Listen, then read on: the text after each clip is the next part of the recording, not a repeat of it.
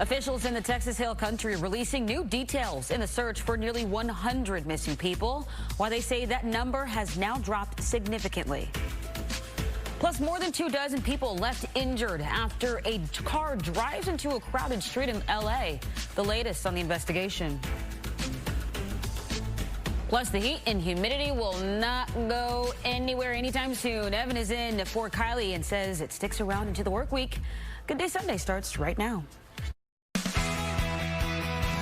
Good Day Sunday, here for you on Fox 4. Hey, good morning. I'm Tisia. Thanks for starting your morning with us on Good Day Sunday. Evan is in, and yeah, it's going to be hot and humid. Prepare. Guess what? It's summer in Texas. Yeah, you know, it is what it is. But seriously, it hasn't been that bad. Yeah. I mean, mid-90s, hey, I will take this any year. This will continue one more day today. Got 96 in the forecast today. Believe it or not, that's still the average. And the last couple of days haven't really gotten any hotter than they were expected to. I mean, we've been staying in the mid-90s, kind of nice. 81 right now over in Frisco and Irving, got 80 over at DFW. So the temperatures are a little warmer, but something different is going on today. We have a lot of clouds that have developed in the last couple of hours, especially south and east of the Metroplex, and even a little bit of greenery down there towards Corsicana and Fairfield and Waco, Mejia. There's an isolated shower in the forecast there this morning, but the rest of us here in the Metroplex, it'll be a mixture of clouds and sunshine. We're kind of on the cusp, and I don't expect these clouds to expand anymore, but something is a little different today. It is going to be windy. First time in a while, we're going to see 25-mile-per-hour wind gusts, so the gusty winds will keep it humid today. The heat index near 100, but the temperature is not above 96 this afternoon. We'll check out the rest of the week because we do have triple digits showing up in the extended forecast that's coming up. All right, Evan, thank you. Well, developing news on the flooding in central Texas. The city of Kerrville has announced the number of missing people has now dropped to 3. The city of Kerrville posted the update on its Facebook page. That figure was previously 97. The post reads in part, through extensive follow-up work among state and local agencies, many individuals who were initially reported as missing have been verified as safe and removed from the list. The death toll in Kerr County alone currently sits at 116. It has been a little more than 2 weeks since the emergency unfolded. Well, 2 more central Texas counties have been added to the federal major disaster declaration. Governor Greg Abbott made the announcement on Saturday, saying President Trump approved expanding the declaration to include Hamilton and Travis counties due to extreme flooding. Travis County includes the Austin metro area. That brings the total number of counties to 15, where residents are now approved to apply for FEMA's Public Assistance Program. The Human Appeal USA group is stepping up to help Central Texas flood victims. The Dallas-based nonprofit hosted a volunteer activity to help assemble health aid kits. They will be stocked with essential hygiene and wellness products. The organization tells us it's important to make sure victims have basic, essential items during this time of need.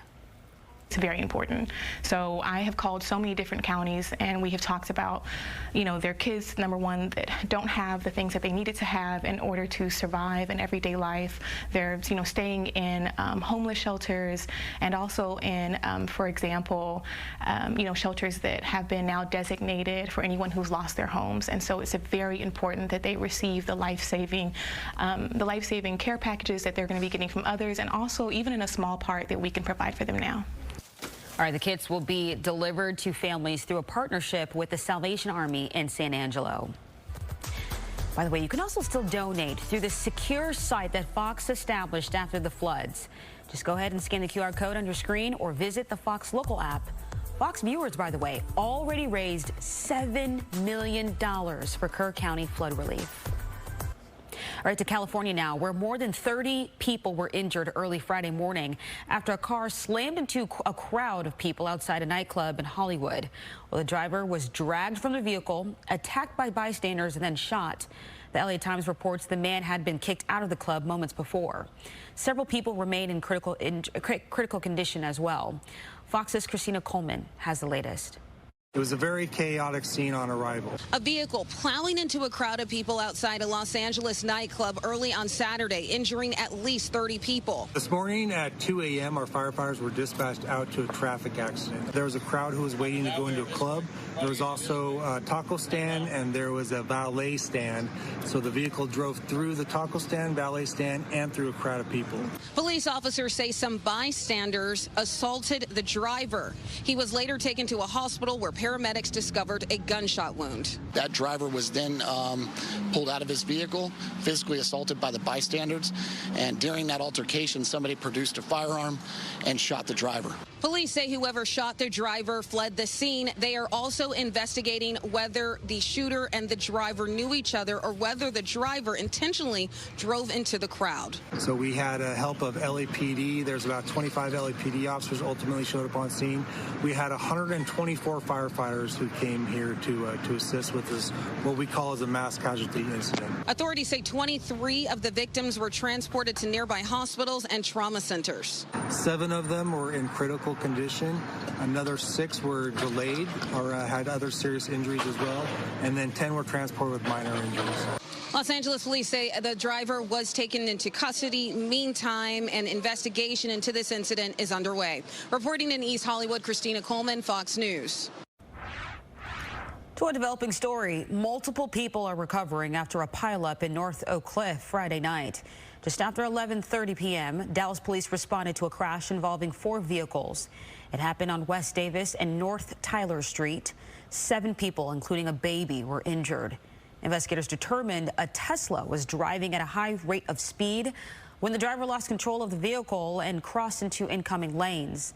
Well, the Tesla struck multiple cars, stopped at a traffic light, causing them to pile on top of each other.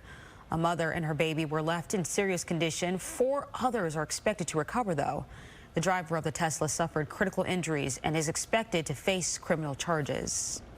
All right, well, for some students in North Texas, the new school year starts in just about 2 weeks. Mostly smaller rural districts first, then both Dallas and Fort Worth ISD starts August 12th. But community leaders are already working hard to make sure students have what they need so they are ready to hit the ground running on the first day of school. Amelia Jones has more. Summer is still in full swing, but the start of a new school year is right around the corner. Do you think we can do better? Saturday, families came out to the Back to School Festival hosted by the Tarrant County Sheriff's Office and Potter's House Church in Fort Worth. Every year it gets better. Every year we get more people to be a part of it. Patrick Winfield is the campus pastor. He says every kid who registered got a backpack full of school supplies, plus an opportunity to get a haircut and new clothes. There were also over 50 vendors offering information on a variety of topics, from technology to financial services. We have a whole host of people here because the whole mission of all of us is to give to these families and to help our students to become the best that they can be this year. Parents like Enrique Muir appreciate the support. Get the kids excited about school starting soon, and with everything being so expensive, it's a big help too. According to the National Retail Federation, data shows families are shopping for school supplies earlier this year compared to last year, out of concern that prices will rise due to tariffs. We got the backpacks, paper, we got a lot of material that they're asking for, so it's a good thing that we came. Tarrant County Sheriff Bill Wayborn says it's nice to be able to fulfill the need ahead of the school year. It is just incredible to see a church like Potter House get off the bench and get into the community to make a stronger and better community today. And Winfield believes when the community rallies around families and students, it can lead to much more than just academic success. It is us coming and saying, we love you, we support you, and when we do that as a community, students show up different and parents show up different because we're all standing together with them, saying, you can do this, you're going to have a great year. Amelia Jones, Fox 4 News. Well, the event served over 800 students and their families. If you didn't get a chance to go and you're preparing to buy school supplies, here's a reminder here that the Texas sale tax holiday is coming up August 8th through the 10th to save money on some of those items. All right, college football fans who cheer for the Texas Longhorns believe they have what it takes to win the national championship. And also, Texas A&M believes the development of quarterback Marcel Reed will give every Aggie football fan a reason to smile this. Oh, just the talk of football in the forecast in the future is reason to smile. This one isn't too bad either. Actually looks like a pretty decent Sunday. Some of us with more clouds, all of us not too hot, but it does get hotter this week. The forecast is next.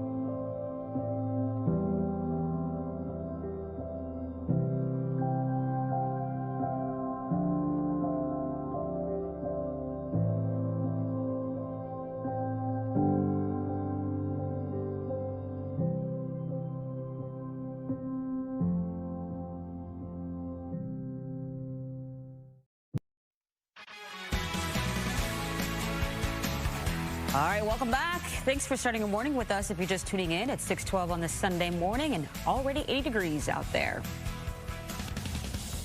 All right, the Texas Longhorns are counting on quarterback Arch Manning to lead them back to the college football playoffs. He started 2 games last season and threw 9 touchdown passes.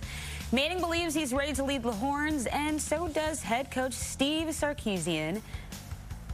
As much as it wasn't always easy. Those 2 years, I kind of feel like I got a lot of respect from the team, and now being more of a vocal leader, they know that it's coming from a place of love. And what we've had to explain to him was, you've earned it. You know, he's earned it. He's earned the respect of his teammates that way. And so I think now more than ever, there hasn't been some, gigantic thing that he's had to do, but you feel his presence much more on a regular basis that way. But you feel it in a way where it's authentic to him. And he's not trying to be something that he's not. And I think that that's probably the most key component in his growth as we've been going through it. Well, Texas opens the regular season on August 30th against the reigning national champions, Ohio State. Texas A&M football fans spent the past 8 months dealing with the frustration of an 8-5 season. Most Aggies are still feeling the pain of a 17-7 loss to Texas at Kyle Field. However, there is some optimism going into this season, though, and it all centers around the growth of quarterback Marcel Reed. But he didn't start playing in 2024 until week 3, and despite his inconsistency, head coach Mike Elko believes Reed will take that next step this season. Great arm talent. I also think he's got a real ability when the play breaks down to improvise and make things happen with his feet. And you could see that across football, how challenging that is for defense. And I think the next step for him is really just the natural progression of becoming a master of his craft and truly understanding the ins and outs of our scheme, truly understanding the ins and outs of how defenses are trying to attack him. And I think you're going to see him take that next step. All right, the Aggies' first game is at Kyle Field on Saturday nights, August 30th, against UT San Antonio. Okay, so one team has their first game against Ohio State, the other against UT. I mean, a lot of teams like to play a fluff game at the beginning. Yeah, that's Texas, no fluff game against Ohio State. Who you got? I mean, I'm a horn. I mean, I sent my son to Texas. I watched that band thing for 5 years down there. Oh, that's right. You did tell me that. Yes. Okay, good. So yeah, we don't like Ohio State in my family. That is not a fluff game to start your year. Oh, no. We'll see what happens. All right, let's take a look at the forecast. As we start this week and go through the weekend, it could be a lot worse. I mean, we all know that as being in Texas. The record high temperatures for the next 3 days, by the way, today's was set back in 2022. So just 3 years ago, it was 109 degrees on this date, and the other 109s are from 1980. And we're going to be 96, 97, and 98. So definitely file this one under. It could be a lot worse. As we start the morning, there are clouds. We got a pretty good deck of clouds down at that shot in the bottom, both actually on the bottom, one from Stephenville, one from Cedar Creek Reservoir. So it does pay to look in different areas. Sunshine as you go from Dallas north, more clouds down south, and you'll see that in a second. Right there, you can see very clearly that dividing line is pretty much through the Metroplex. Ellis County, more clouds. Even in Navarre County, might be a sprinkle or two, a light shower coming out of these clouds. I'm not too worried about them. They'll dissipate quickly this morning.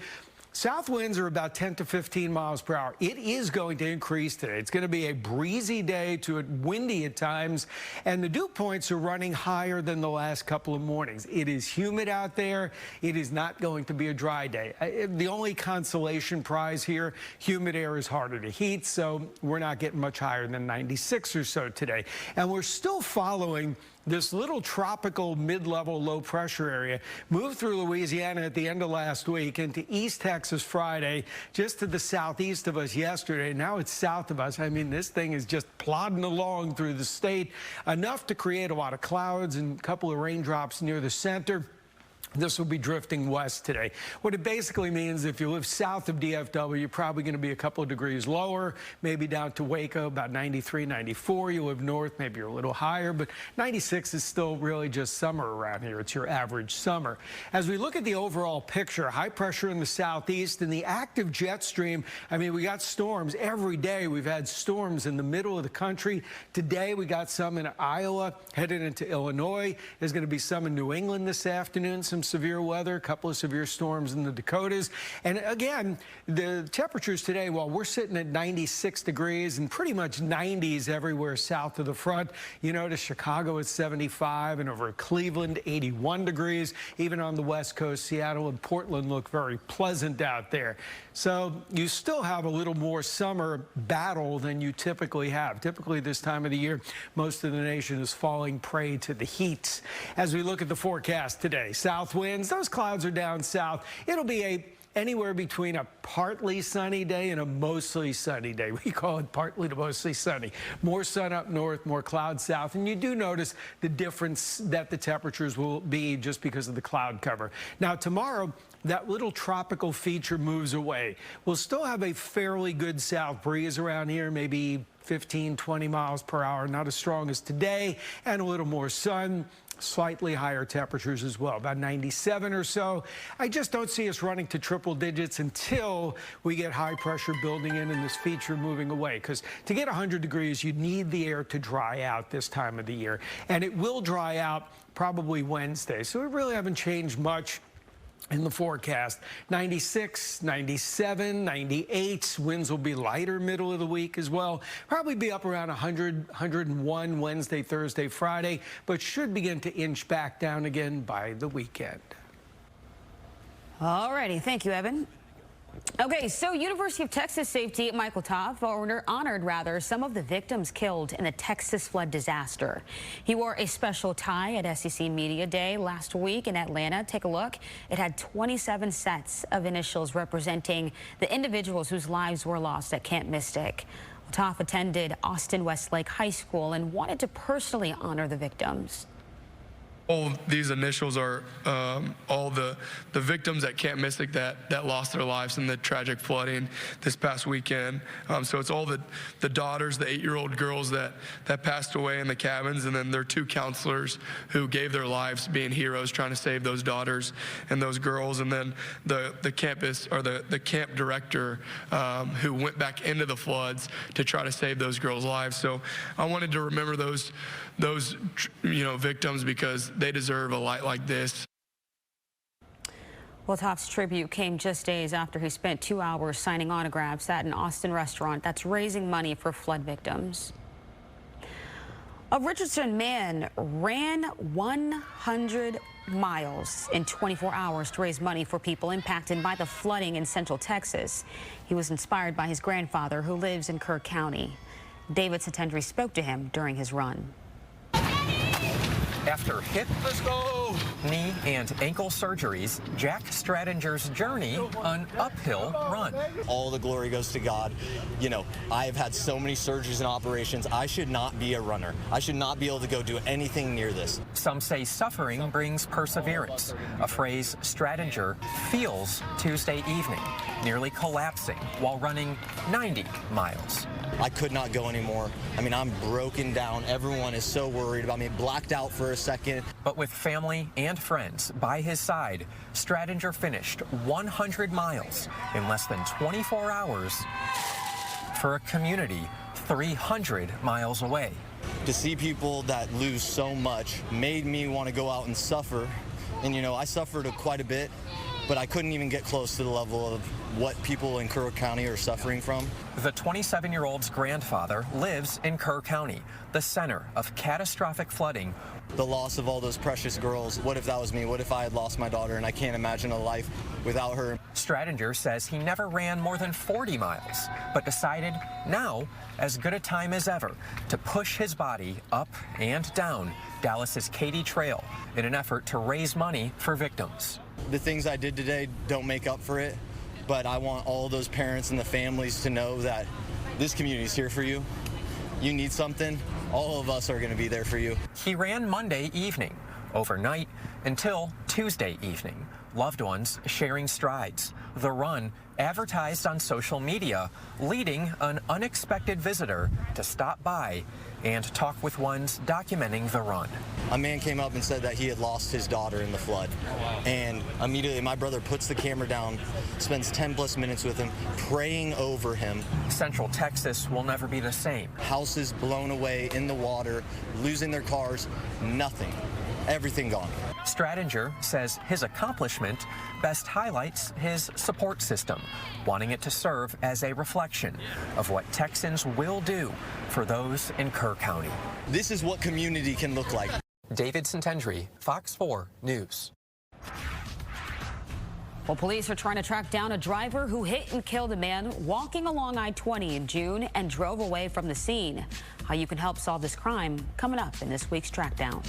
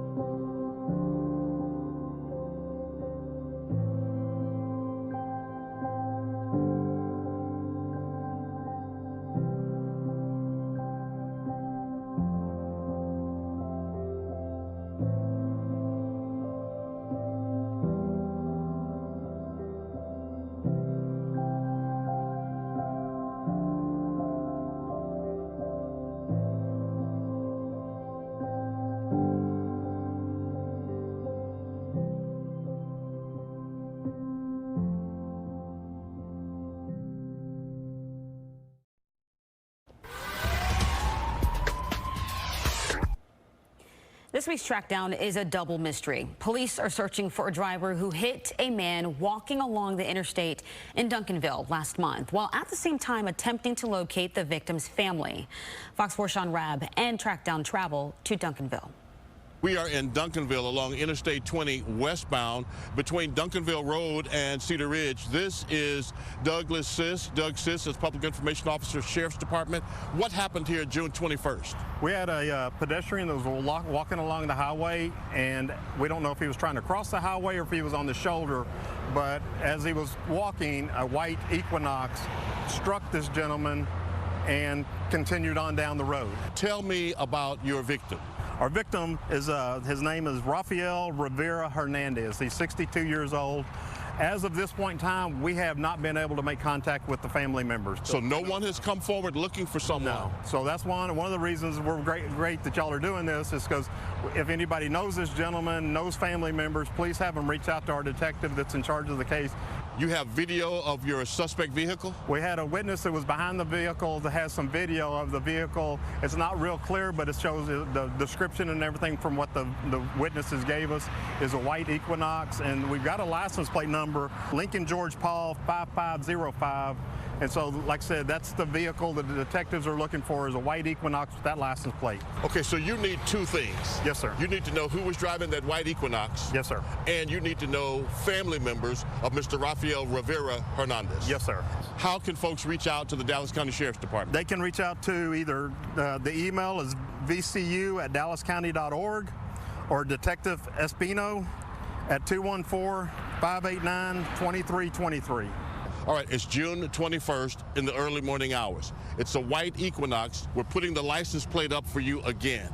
Know the vehicle, get at the Dallas County Sheriff's Department. Not only that, but who knows this man, Rafael Rivera Hernandez? Who knows him? Get at the Dallas County Sheriff's Department. Help them find the family members of the man killed here on Interstate 20. You can watch past Trackdown stories and maybe help solve a crime. Just go to the Fox 4 YouTube page, youtube.com/Fox4 News. Well, President Trump is hoping to add 5 more Republican seats from redistricting in Texas. We'll have reaction from Democrats coming up when Good Day returns.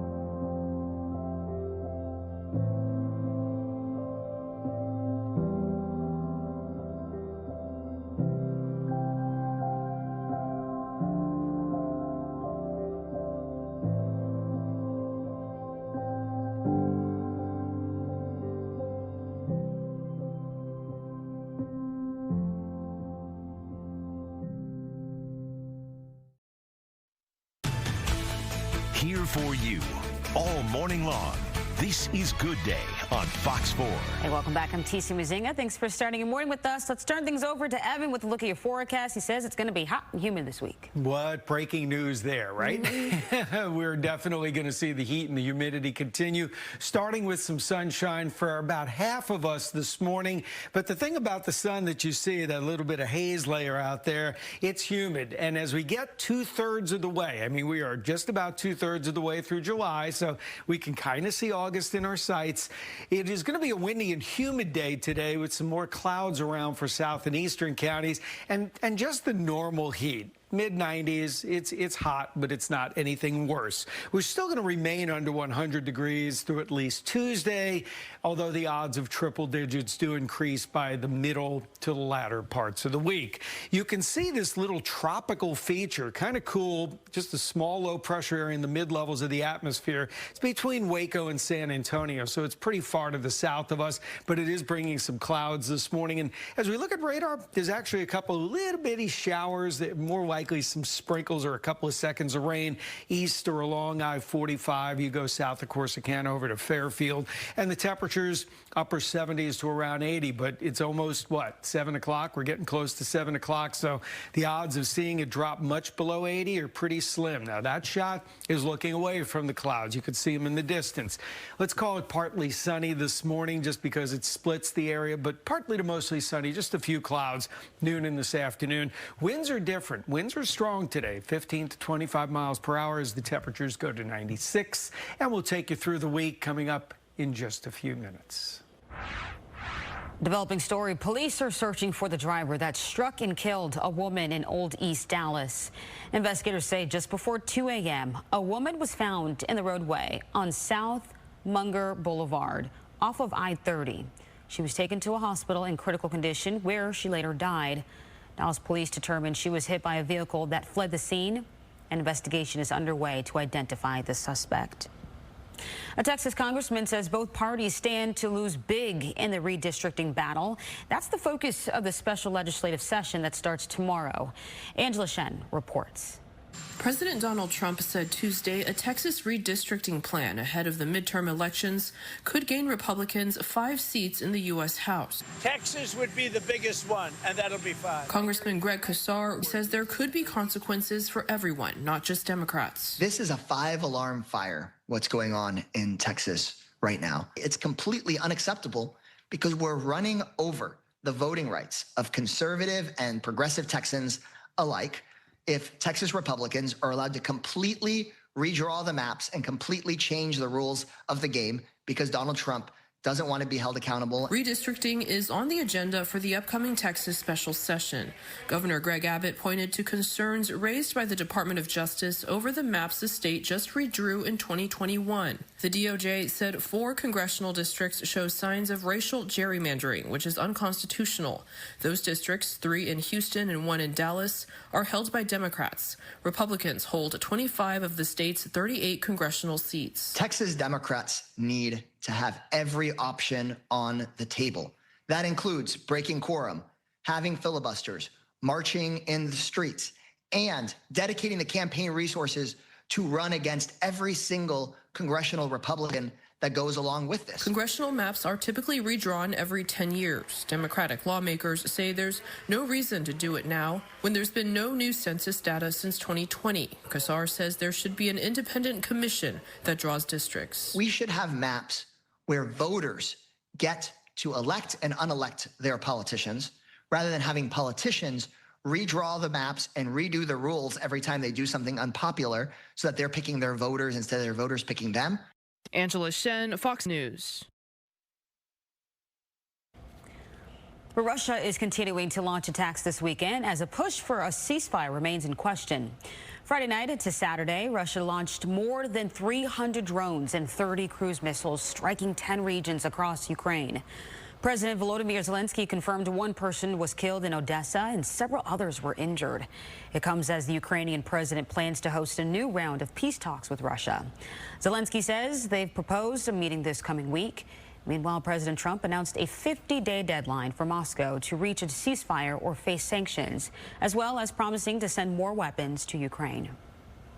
New stunning revelations from the Director of National Intelligence, Tulsi Gabbard. She says declassified documents suggest the Obama administration may have played a central role in shaping the 2016 election interference report. Intelligence officials state Russia is probably not trying, nor has the capability to influence the election by using cyber means. A presidential daily briefing draft shows Russian and criminal actors did not impact recent U.S. election results. Meanwhile, Gabbard says the Obama White House gathered top cabinet officials for a meeting in which information was allegedly leaked, claiming Russia meddled in the presidential election. President Obama and his team, he directed a manufactured piece of intelligence that detailed not if, but how Russia tried to influence the outcome of the United States election that President Trump won in November of 2016. This document was then used as the foundation for everything that came next. Well, Democrats have called the accusations baseless, and the findings reaffirmed Russia's role in the election. The report concluded there was no evidence any votes were changed or that voting machines were manipulated.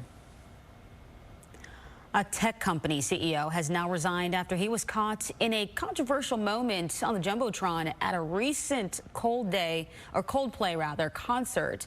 The moment went viral when Andy Byron, who was CEO of the company Astronomer, was shown on the big screen embracing a woman who was not his wife. Turns out she was the chief people officer at the company. Byron had been suspended, but according to the company's LinkedIn page, he has now resigned. All right, meanwhile, the Frisco Rough Riders joining in on the viral incident. The team plans to host a home runs and human resources night. Whew. The tea is hot. All right, the organization posted the announcement saying divorce lawyers, HR directors, and the CEOs are welcome. They're offering buy one, get one free tickets if you bring a coworker. The Frisco Rough Riders will play the San Diego Padres that night on July 31st. Tickets start around $15. My goodness. All right, coming up on Good Day Sunday, Wings rookie Paige Beckers gets the WNBA All-Star Game started in her own special way. And the newest Texas Ranger is a big reason why some people are starting to believe this just might be a very exciting summer for baseball in North Texas.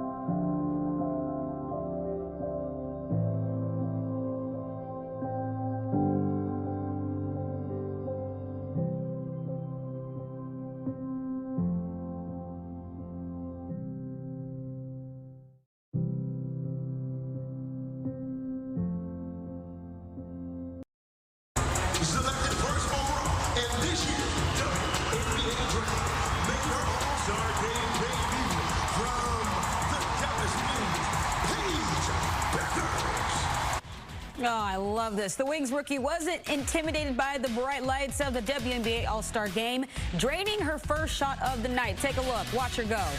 That's my girl right there. Paige Beckers dropped in 6 points last night in Indianapolis, but this game belonged to team captain Tisia Collier. The Minnesota Lynx star dropped 36 points, breaking the All-Star game record set last year by the Wings' Arike Ogunbowale. Collier was named the game's MVP, and her team had no trouble beating Caitlin Clark's team 151 to 131. And if you notice, yeah, take a look at their shirts right there. All of the players on the team, Clark and Team Collier, wore specially made T-shirts Saturday night that read, "Pay us what you owe us." Below, it was a logo for the WNBA Players Association. The shirts were created after the players and the league failed to reach an agreement on a new labor deal last week. The players opted out of their last CBA in October. Some players, including Tisia Collier and also Angel Reese, have mentioned the potential of a walkout. That angle, but good take. 3-0 pitch. That one smoked out to right center, and that one is gone. All right, the newest Ranger, Rowdy Tellez, who signed with the team on July 5th, plays in his first game and makes an immediate impact. His home run was exactly what starting pitcher Kumar Rocker needed. He struck 5 Detroit Tigers in last night's 4-1 victory. Guys are playing well. Had 2 really nice ball games. Pitching, of course, has been the story with the great job they did. Rock, I mean, really, really good. You know, what was impressive, you know, one inning, the 4th inning, I think, walked a couple guys, nobody out, and he pitched out of that. And, you know, those are games sometimes I've gotten away from him, but kept his poise and did a nice job of pitching out of a tough jam there. And here he was in the 7th inning. Terrific job. We didn't get a lot of hits, but if you don't get a lot of hits, you need a big one, and we got that from Rowdy. All right, the Rangers go for the series sweep of the Tigers tonight in Arlington. All right, Cowboys fans have been waiting for the opening of training camp since January. The team flies to Oxnard, California today, and practice begins Tuesday. Head coach Brian Schottenheimer replaced Mike McCarthy, who was fired following a 7-10 season. Quarterback Dak Prescott is healthy after missing much of last season with a leg injury. All-pro linebacker Micah Parsons will be there as well. His contract situation should generate plenty of headlines.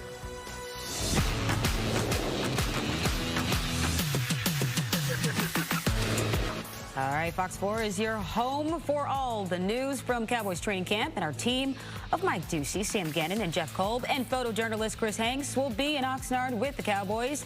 The first Foxnard training camp report is tonight at 10 o'clock. Oh, we can't wait for Ducey to sit there and go, yeah, it's only 75 degrees here, and you're 96 here in Texas. At least we're not 100 yet, but we will be 96, 97, 98, and I do still think we're probably going to see our first triple-digit day. Remember, these are just odds of a temperature happening. Could be 99 or 100, could be 100 or 101, but I do think we're up around 100 degrees by the end of the week. The longer it takes, the better it is. Listen, it could take all summer as far as I'm concerned. So we got a couple little sprinkles down on I-45 east over towards Richland Chambers Reservoir. Very small, just a lot of clouds down south of us. Here's an interesting little map. All the orange you see, and because they're done by independent National Weather Service offices, this one is up in Norman, that one's out in Shreveport.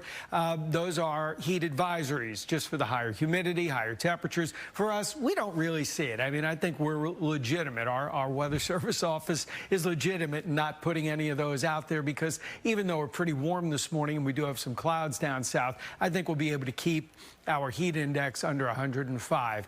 Isolated shower down in our southeastern counties this morning. That's about it. The wind is going to be interesting today, and we'll explain why in a second, but we could have 25-mile-per-hour gusts this afternoon. Obviously, that shot is showing more sun, and the afternoon should be partly to mostly sunny around here. Mid-90s for high temperatures. 96, again, is about the average this time of the year. In 3 days, that jumps to 97, and then we're in that 97 range. The 3 hottest weeks of summer are upon us. They begin officially on Wednesday. So as you look this morning, you notice we have had a little flare-up of clouds coming in from the south and east. And the reason for that, this little tropical disturbance that kind of came in around Louisiana the end of last week, slowly moving through central Texas. It's pretty far south of us, but it is enough to produce a sprinkle or two this morning. It's very weak. It's in the mid-levels of the atmosphere, just enough to cool the air high above the ground and not allow us to hit 100 degrees, because all of this moisture is going to track south of us today. We're going to stay hotter and drier on the north side of it. And with high pressure beginning to slowly begin to build Monday, it's going to push this thing into West Texas. So it's still going to be there. It's still going to keep us breezy, still going to keep us under 100 degrees. But by Tuesday and Wednesday, this high pressure area begins to expand. Now, the jet stream's still really active. Going to be storms all the way from the northern plains into the mid-Atlantic states. But for us, with the heat expanding, pushing this feature away from us and really nothing left, we're going to see those temperatures begin to slowly increase this week. On Tuesday, I'm expecting 98 here, but you also notice 99 at Memphis. I mean, we share 90s with a lot of other places from Atlanta up to Omaha. And notice the cooler air, New York City at 81 degrees. By Wednesday, the high begins to build, so as we hit about 100, they also hit 100, and St. Louis isn't far from 100 degrees, and either is Chicago at 95. Notice the West Coast really not brutally hot, and that's probably pretty impressive for them, considering last summer Phoenix had all those 115-degree days. One thing we won't have this week, though, is rain. So if your foundation starts to dry out, we have plenty of water in area lakes. Still costs the same to use as it did last year, but the thing is, use what you need. You'll probably need it this week. 96 degrees today, 97 tomorrow with the breeze, upper 90s on Tuesday, and then we're right around 100 degrees, but not much over 101, which is tolerable. Wednesday, Thursday, Friday, inching back into the upper 90s on Saturday. Second-year pro wants Musa. Musa, what a touch. Petter Musa's in. Yeah, Petar Musa gave soccer fans over in Frisco a reason to cheer. He scored 2 goals and earned an assist in FC Dallas' 3-0 win over St. Louis City. The win snapped FC Dallas' 5-game winless streak. They're back home Friday night to take on New York. All right, forget video games. A group of kids in Arizona are learning how to fly real planes. An up-close look at what they're learning next.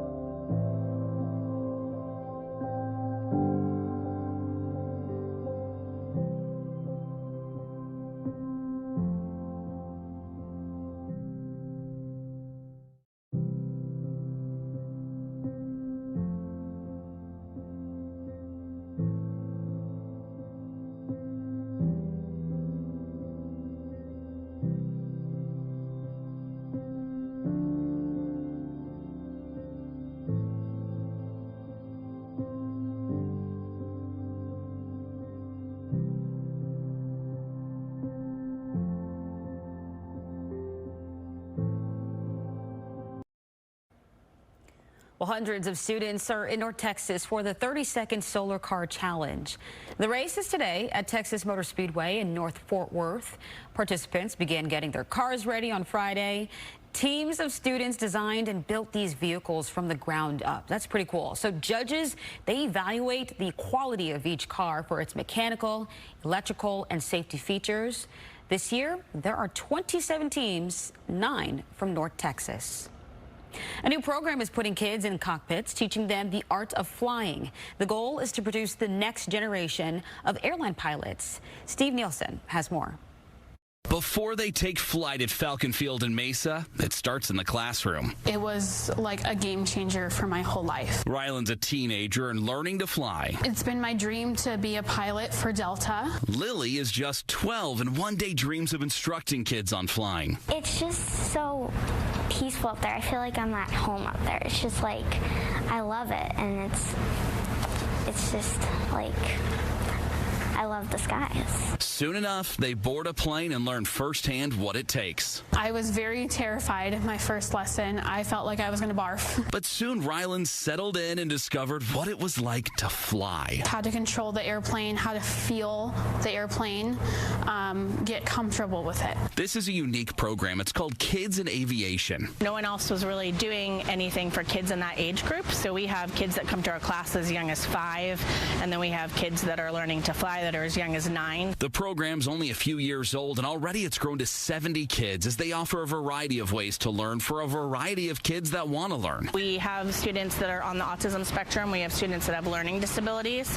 and we modify the instruction for them. Jonathan and Shannon said teaching them young gives them a chance to learn stress-free. This way they can start learning, take their time, really learn the fundamentals, the principles, the emergencies, practice them as many times as they need to. Some kids just need things a little slower. Maybe they need more repetition. Maybe they have dyslexia. They need help with writing down their letters. We don't rush anyone. We're not a pilot mill. Our job is not to get them done as soon as possible. Our job is to make sure that they're safe and secure pilots, going at their pace, learning with how they learn best. They've started a nonprofit too, Next Gen Pilots, to help raise funds so all students have the ability to become a pilot regardless of finances.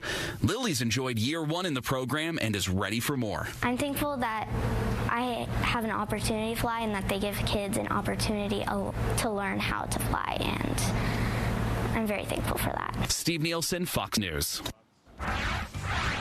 A new animated adventure featuring the voice of a famous pop star debuts in theaters this weekend. We'll take a look at the new releases when we come back.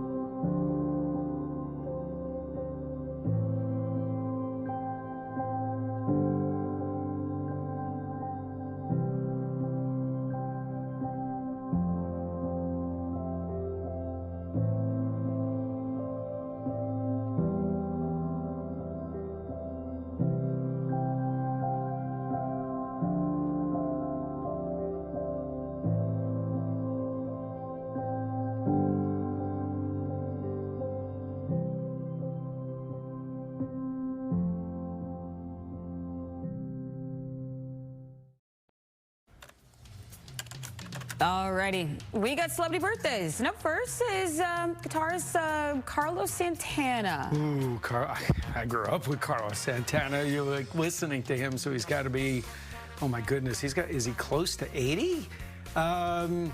Let's go 80 straight up. Okay, I'll go 83.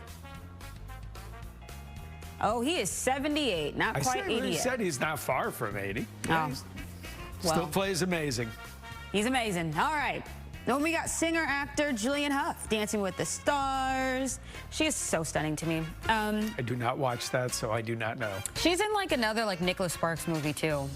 Anyways, I'm going to listen to you and go with your cues. I don't think she's 40 just yet. I'm going to say she's 37. Okay, I'll surround it. 36, 38, 38. Ding, ding, ding, ding, ding. 37 years old. Did we not pay the union enough for a bell this morning? I don't know what's happening. Can we get a parakeet to ring a bell or something? I'm the bell. Just call me Belle. Okay. And then we got model, wait, she was married to Tom Brady, right? Yeah. Yes, Gisele Bündchen. She just had a baby, too. I was going to say, she just had a baby. She just had a baby with Not her. Not that I follow these things, but yes, I do have TMZ on my Twitter account. Yeah, that's where it is. Yeah, I was going to say, She's in her 40s. She's definitely in her 40s. I'm going to go 45. Let's surround it. 46. Ding, ding, ding, ding. Uh-oh. Look at me go. See? Kylie and I got 2 out of 3 yesterday, too. TMZ helps a lot. It does. All right. 2 out of 3 today. Awesome. Okay, and if it's your special day, by the way, happy birthday to you. Okay, a horror movie franchise and an animated adventure are both part of this week's new releases. Here's Ashley Dvorkin. What does it say? A classic horror franchise resurfaces this summer with I Know What You Did Last Summer. We don't tell anybody what happened tonight. The thriller sequel follows 5 friends who cause a deadly car accident, cover it up, then find their past coming back to haunt them. As they seek help from survivors of the 1997 Southport massacre, it brings Jennifer Love Hewitt and Freddie Prinze Jr. back reprising their roles. And me, the coolest Smurf in the whole village. Rihanna is part of the star voice cast of the animated adventure Smurfs. We gotta rescue Papa! The Smurfs set out on a dimension-hopping mission to save Papa Smurf from a powerful new enemy, Gargamel's brother, Razamel. Look, Joe, 6 feet. Pedro Pascal and Joaquin Phoenix lead Ari Aster's Eddington. The COVID set story is about the standoff between a small-town sheriff and mayor in Eddington, New Mexico. Emma Stone and Austin Butler co-star. What do you think? On streaming, return to New York City for more of Dexter Morgan's story as Dexter Resurrection drops more episodes on Paramount Plus with Showtime. Plus, there's the current superpowered #1 at the box office, Superman, still banking big and looking to hold on to the top spot. In Hollywood, Ashley Dvorkin, Fox News. The Tarrant County Sheriff's Office teaming up with the Potter's House. How they pitched in to get kids and their families ready for the upcoming school year. And don't expect a break from the muggy weather anytime soon across North Texas. More on the rising temperatures coming up in the forecast when Good Day Sunday returns.